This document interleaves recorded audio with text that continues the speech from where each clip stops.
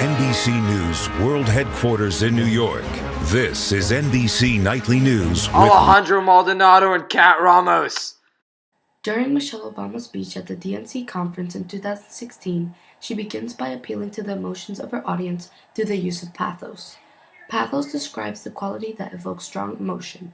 She talks about her family, her children, and the duty the president has to the future generations of this nation. Told you about our daughters, how they are the heart of our hearts, the center of our world, and during our time in the White House, we've had the joy of watching them grow from bubbly little girls into poised young women. Speaking on the growth of her children helps her create a connection with the audience in which they can relate. This is what allows Michelle to catch her audience's attention and then delve into deeper points and her endorsement for Hillary Clinton. This begins with her integration of ethics in the comparison of her family's ethics to Donald Trump's negative actions. How we explain that when someone is cruel or acts like a bully, you don't stoop to their level. No, our motto is, when they go low, we go high. Here she speaks about his immoral values that lead him to act like a bully. It is in these instances that Obama stresses the importance of taking the high road. Whereas Trump uses mean tactics to get his way, the Obamas prove that they won't be affected by his indecency. By alluding to Trump's lack of qualifications to be the president of the U.S., Obama takes the opportunity to apply logic to her speech. See, Hillary has spent decades doing the relentless, thankless work to actually make a difference in their lives. Kids with disabilities as a young lawyer, fighting for children's health care as First Lady, and for quality child care in the Senate. This is where logos plays its role.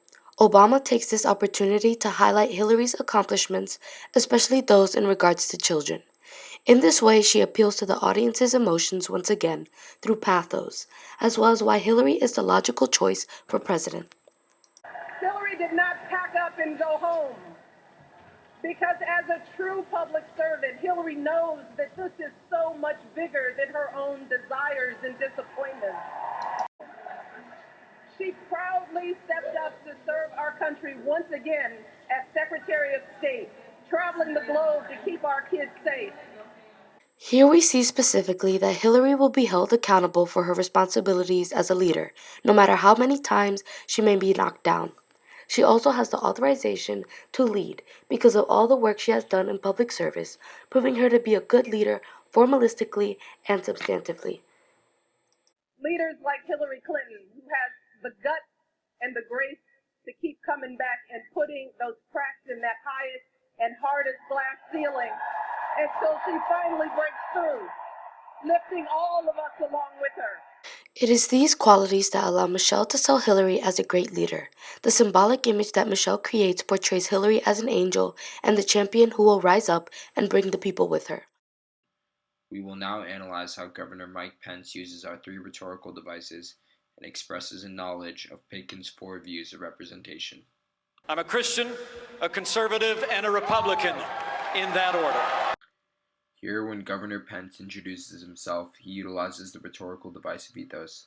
Presenting himself as a Christian helps make himself seem in touch with a key demographic in the electorate, one which tends to vote Republican.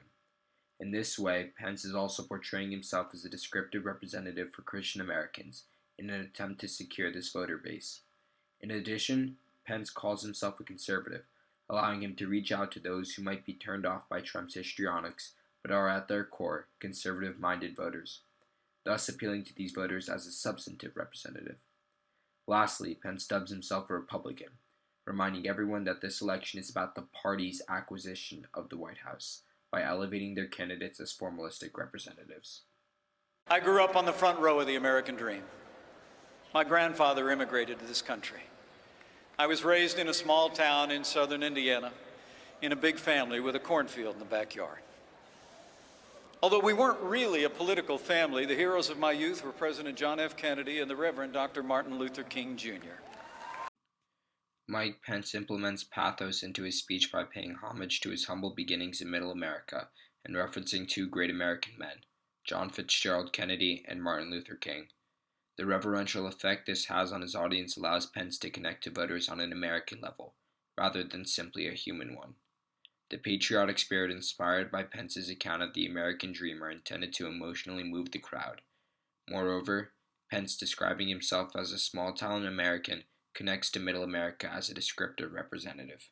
And as Ronald Reagan used to say, they're tired of being told that a little intellectual elite in a far distant capital can plan our lives better for us than we can plan them for ourselves.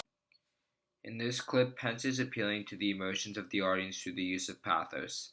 In contrast with the previous example, he now evokes negative emotions, animosity directed towards the current state of the government. He establishes an us versus the government comparison, where he positions himself with the audience and the average American. By relating to his audience, Pence portrays himself as a leader in the descriptive sense. He's a doer in a game usually reserved for talkers. And when Donald Trump does his talking, he doesn't tiptoe around the 1,000 new rules of political correctness. Pence presents Donald Trump as a champion against the new rules of political correctness. By holding Trump in this light, Pence casts Trump as a symbolic representative for the ideas maintained by the alt-right. Trump represents the backlash against what many Americans feel is a new wave of liberalism, meant to tread over traditional American values and freedoms. But none of us should think for 1 second that this will be easy. The outcome of this election depends on us and how we contend with an incredible onslaught that's coming our way. We will win the hearts and minds of the American people with an agenda for a stronger and more prosperous America. Here, Pence describes how he and Donald Trump will take their case to the American electorate and prove that they deserve the majority of votes needed to ascend to the nation's highest offices. This is clearly Pence attempting to appeal as a formalistic representative. He even says, "It's on us." He's trying to depict a campaign where the voters feel that they control whether or not his ticket reaches the White House. For all of us at NBC News, thank you for watching, and good night.